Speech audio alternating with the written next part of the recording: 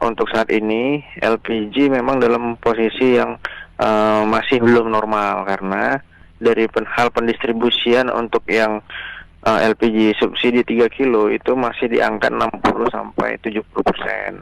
Nah, namun ini kami terus berupaya nih, bagaimana untuk bisa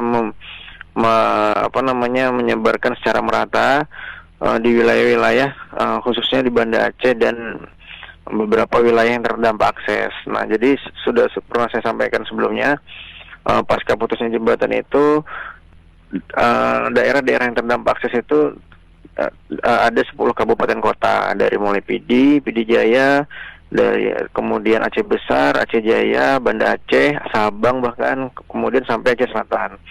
Nah, jadi dari upaya-upaya kita itu yang sudah berjalan saat ini, kita menggunakan kapal pengangkut skiteng LPG. Nah, namun pada prinsipnya untuk skiteng sendiri ini kami masih belum mencukupi, Mas. Jadi ini kita terus menambah skiteng untuk